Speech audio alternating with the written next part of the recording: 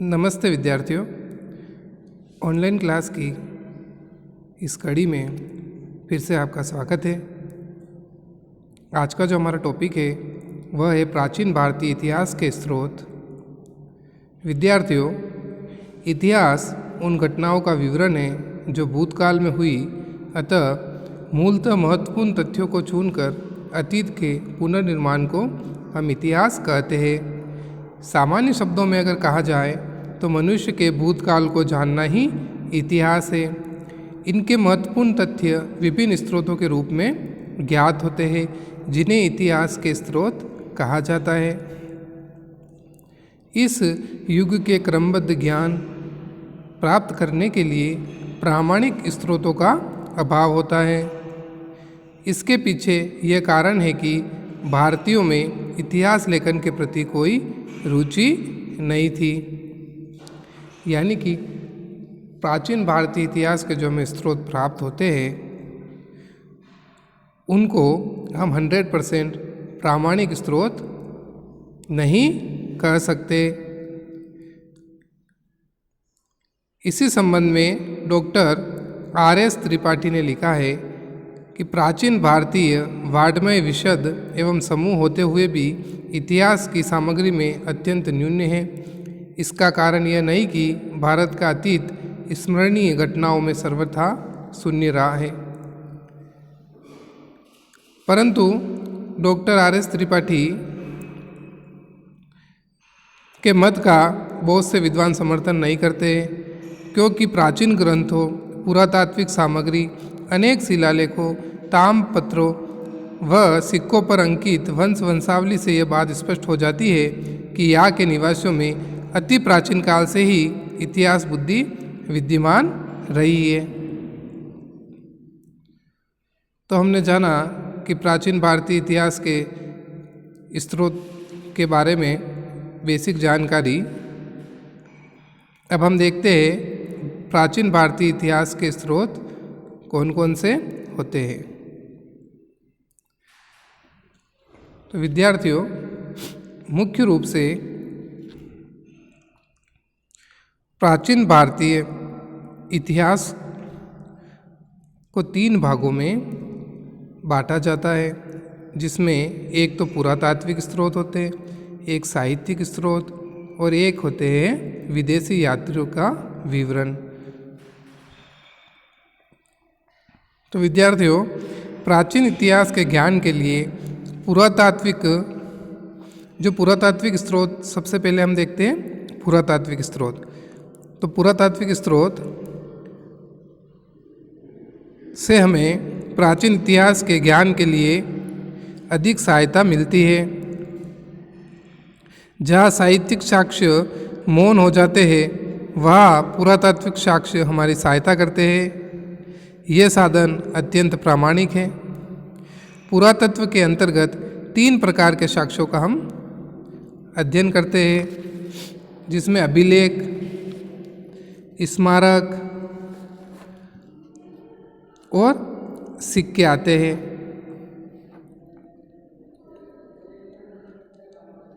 तो पुरातात्विक स्रोतों के अंतर्गत सबसे महत्वपूर्ण जो स्रोत होते हैं वह है अभिलेख। अभिलेख प्राचीन भारतीय इतिहास के स्रोत के अंतर्गत अध्ययन में सर्वाधिक महत्वपूर्ण एवं प्रामाणिक स्रोत है। अभिलेख से तात्कालिक राजनीतिक व धार्मिक स्थिति का पता चलता है। इसके अतिरिक्त राज्य की सीमाएं, राजा का निजी चरित्र तथा तत्कालीन कला की हमें जानकारी प्राप्त होती है।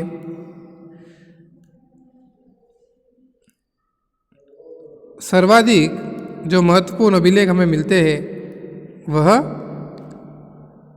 अशोक के अभिलेख मिलते हैं। इसके अलावा जो मुख्य रूप से हाथी गुफा अभिलेख, रुद्रदामन का जूनागढ़ अभिलेख, गुप्त सम्राट समुद्रगुप्त का प्रयाग स्तंभ लेख आदि महत्वपूर्ण है। विद्यार्थियों, अभिलेख कुछ इस प्रकार से दिखते थे। ये पत्थर पे, शिलाओं पे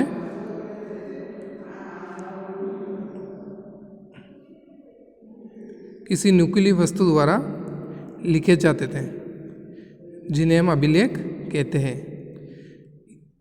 और यह अभिलेख जो बड़े बड़े राजा होते थे उनके द्वारा बनवाए जाते। अब हम देखते हैं मुद्रा अर्थात सिक्के। तो विद्यार्थियों, प्राचीन राजाओं द्वारा डलवाए गए सिक्कों से भी प्रचुर सामग्री हमें इतिहास के बारे में उपलब्ध होती है। सिक्कों से भी तात्कालिक राजनीतिक, धार्मिक, आर्थिक स्थिति तथा कला की जानकारी प्राप्त होती है। और जो भारत के प्राचीनतम सिक्के जो थे उन्हें आहत सिक्के कहा जाता है।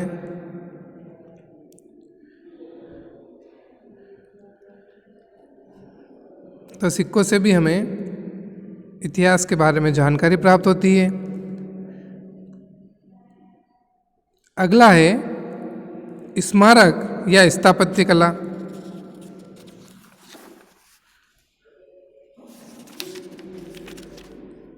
इसके अंतर्गत प्राचीन भवनों, मंदिरों व मूर्तियों का अध्ययन किया जाता है। मोहनजोदड़ो व हड़प्पा की खुदाई से विश्व की प्राचीनतम सभ्यता सिंधु सभ्यता का पता चला।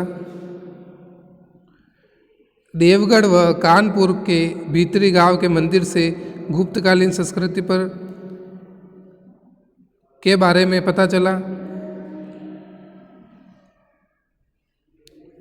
तथा खजुराहो व उड़ीसा से प्राप्त बहुसंख्यक मंदिर हिंदू स्थापत्य व वास्तु के उत्कृष्ट स्वरूप को प्रकट करते हैं। तो हमें स्थापत्य कला से भी इतिहास के बारे में जानकारी प्राप्त होती है। तो ये हमने पुरातात्विक स्रोत देखे। अब हम साहित्यिक स्रोत देखते हैं।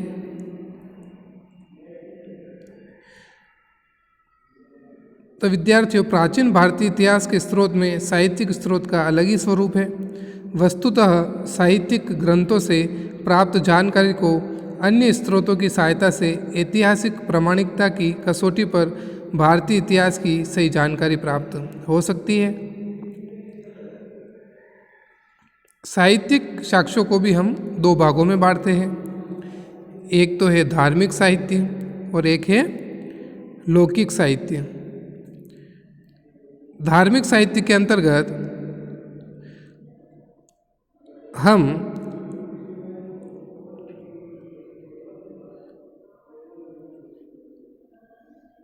एक तो ब्राह्मण साहित्य की चर्चा करते हैं, वही दूसरी ओर ब्राह्मण के अलावा जो बौद्ध और जैन साहित्य हुए उनके बारे में हम धार्मिक ग्रंथ के बारे में, धार्मिक साहित्य ग्रंथों के बारे में चर्चा करते हैं। तो धार्मिक ग्रंथों को भी वापस दो भागों में बांटा गया है, धार्मिक साहित्य ग्रंथ और लौकिक साहित्य ग्रंथ। तो धार्मिक ग्रंथ में तो धर्म से संबंधित साहित्य हो गए, ब्राह्मण, बौद्ध और जैन साहित्य। और लौकिक साहित्य के अंदर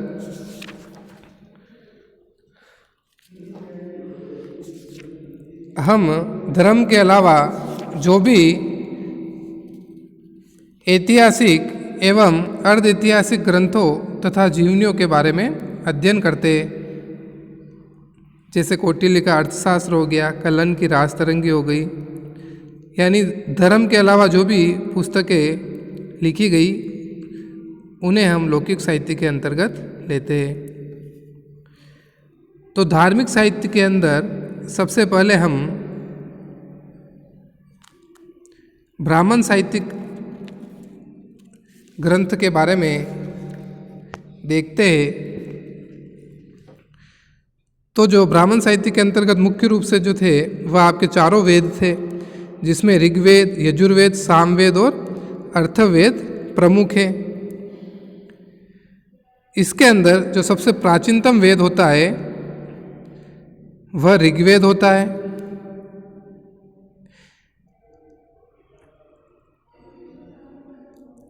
तथा जो दूसरा वेद है सामवेद, इससे हमें भारतीय संगीत के बारे में जानकारी मिलती है।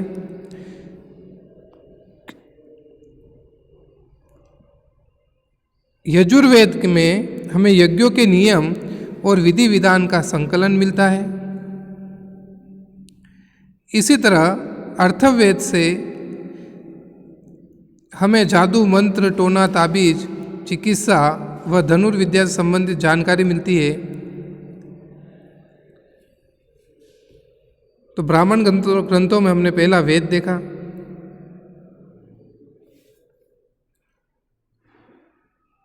इसके अलावा 7 जो ब्राह्मण ग्रंथ थे उनमें मुख्य ऐतरेय, कौशितकी, गोपद, तैतरेयी, शतपथ, पंचविश और जैमिनी प्रमुख है।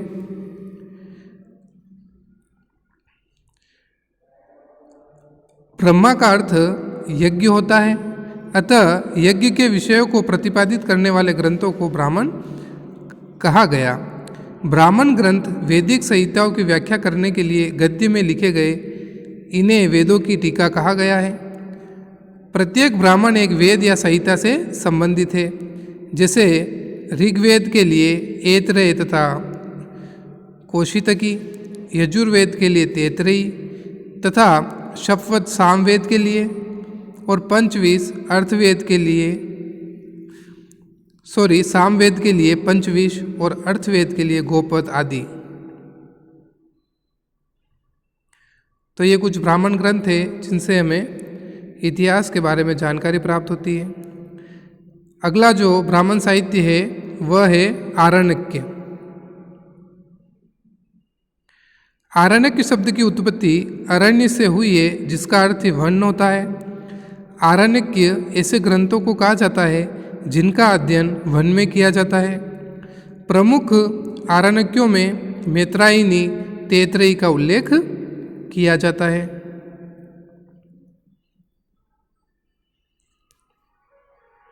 अब हम उपनिषद के बारे में देखते हैं। उपनिषदों की संख्या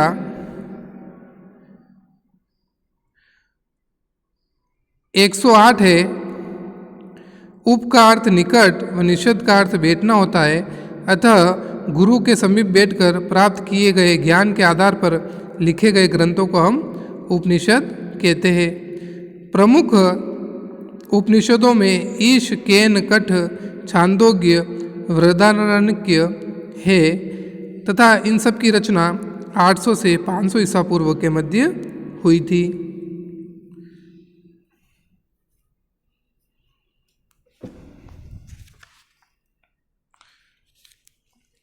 इसके अलावा जो ब्राह्मण साहित्य ग्रंथ है उसमें 6 वेदांग महत्वपूर्ण हैं। वेदांगों की संख्या 6 है। शिक्षा, ज्योतिष्य, कल्प, व्याकरण, निरुक्त तथा छंद।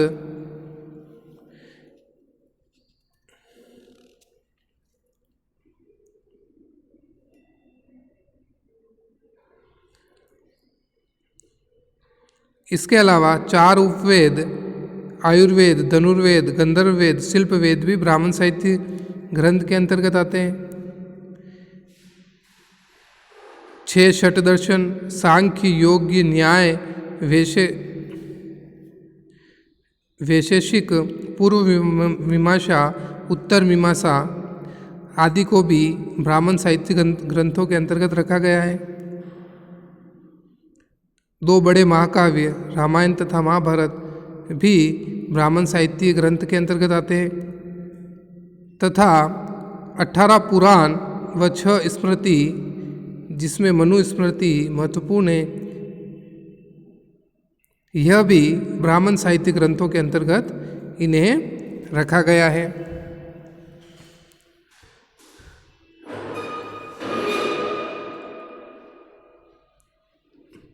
तो हमने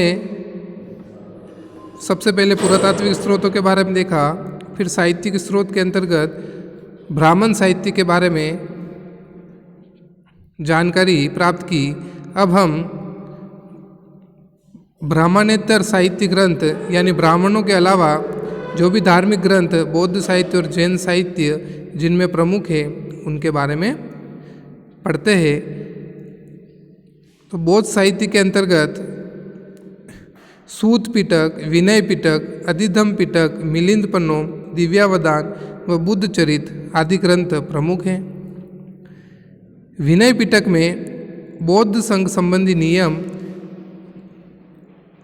एवं आचरणीय नियम, विधान नियम, ये सभी विनय पिटक से हमें ज्ञात होते हैं। सूत पिटक से भगवान बुद्ध के धार्मिक सिद्धांत तथा धर्मोपदेश का विवरण मिलता है। वही दिव्यावदान से अशोक के उत्तराधिकारियों से लेकर पुष्यमित्र शुंग तक के शासकों के विषय में सूचना मिलती है।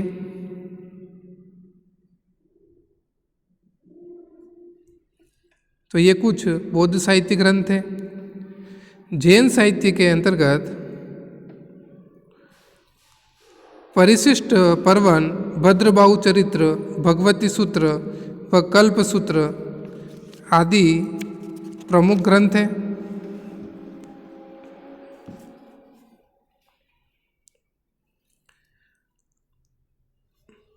अब हम लौकिक साहित्य के अंतर्गत धर्म साहित्य के अलावा जो अन्य लौकिक साहित्य जिससे हमें इतिहास के आर्थिक तथा सामाजिक इतिहास की जानकारी प्राप्त होती है उनके बारे में पढ़ते हैं, जिसमें सबसे महत्वपूर्ण कौटिल्य का अर्थशास्त्र है। अर्थशास्त्र की रचना चंद्रगुप्त मौर्य के प्रधानमंत्री सुप्रसिद्ध राजनीतिज्ञ कौटिल्य चाणक्य ने की थी। कौटिल्य का अन्य नाम चाणक्य था। इसमें मौर्य काल के इतिहास तथा राजनीति की जानकारी मिलती है। इसके रचना काल व प्रामाणिकता को लेकर भी इतिहासकारों में काफ़ी मतभेद है।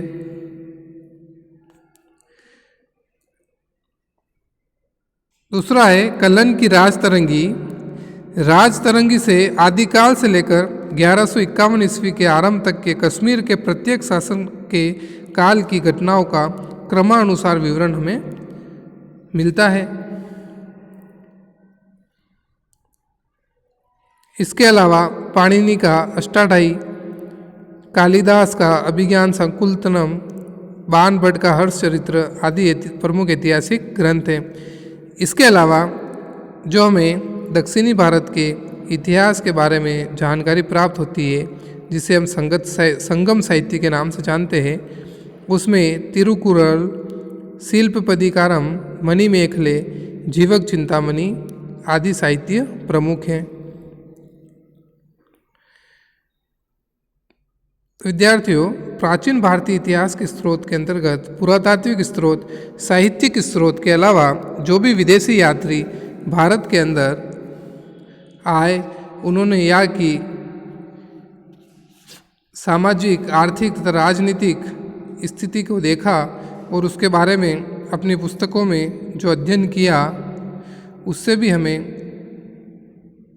इतिहास के बारे में महत्वपूर्ण जानकारी प्राप्त होती है। विदेशी यात्रियों में प्रमुख रूप से यूनानी तथा रोम के लेखक, चीनी लेखक और अरबी लेखक प्रमुख हैं। इसमें भी जो चीनी लेखक भारत आए, उन्होंने भारत के संबंध में महत्वपूर्ण जानकारी दी। यूनानी लेखकों में जो प्रमुख था वह था मेगस्थनीज, जिसने अपनी पुस्तक इंडिका में मौर्यकालीन समाज एवं संस्कृति के बारे में लिखा। वही चीनी लेखकों में फैयान, हेनसांग, इत्सिंग, सुंगयून, मोत्वेल्लिन आदि प्रमुख हैं। फैयान गुप्त नरेश चंद्रगुप्त द्वितीय विक्रमादित्य के समय भारत आया तथा वह 15 वर्षों तक भारत में रहा। उसने प्रमुख बौद्ध विहारों का भ्रमण किया और भ्रमण के दौरान उसने गुप्तकालीन समाज, संस्कृति, इतिहास, सभ्यता का वर्णन अपनी पुस्तक में किया।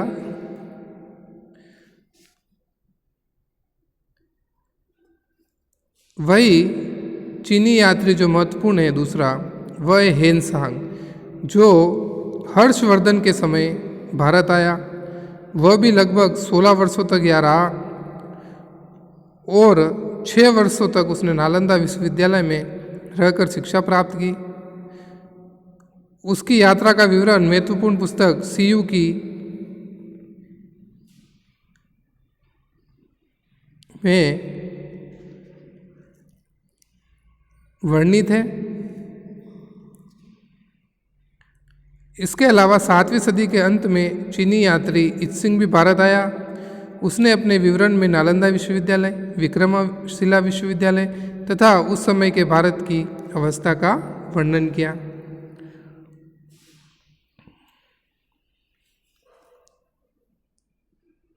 इसके अलावा जो अरबी लेखक भारत आए, अरबी लेखकों में विद्यार्थियों सर्वाधिक प्रसिद्ध लेखक अल-बरूनी है। वह मोहम्मद गजनवी के साथ भारत आया। अल-बरूनी गणित, विज्ञान एवं ज्योतिष के साथ ही फारसी व संस्कृत भाषाओं का ज्ञाता था। उसने अपनी पुस्तक तहकीक-ए-हिंद, जिसे हिंदी में भारत की खोज कहते हैं, में राजपूतकालीन समाज, धर्म, रीति रिवाज आदि की जानकारी दी। अल-बरूनी के अलावा सुलेमान अल-मसूदी, इब्न बतूता आदि भी भारत आए और यहाँ की समाज, धर्म, रीति रिवाज, राजनीति आदि के बारे में जानकारी को अपनी पुस्तकों में सूचीबद्ध किया। तो विद्यार्थियों, आज के वीडियो में हमने प्राचीन भारतीय इतिहास के स्रोत के बारे में जाना कि कौन कौन से ऐसे प्राचीन भारतीय इतिहास के स्रोत हमें प्राप्त हुए जिससे हमें उस समय के इतिहास के बारे में जानकारी प्राप्त होती है। और वर्तमान में भी इस संबंध में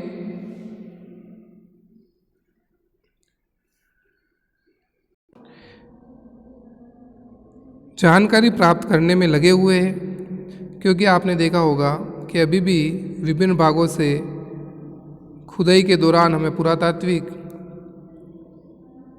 वस्तुएं प्राप्त होती है, जिनका अध्ययन कर इतिहासकार उस समय की जानकारी को एकत्रित करने में लगे रहते हैं। यहाँ तक कि सिंधु घाटी सभ्यता की जो लिपि है उसे अभी तक पढ़ा नहीं गया है और इस ओर भी निरंतर कार्य चल रहा है। और जिस समय हमें सिंधु घाटी सभ्यता की लिपि के बारे में पता चल गया, उस समय इतिहास की बहुत सी जानकारियाँ हमें और प्राप्त होगी। तो विद्यार्थियों, आज के वीडियो में बस इतना ही। धन्यवाद।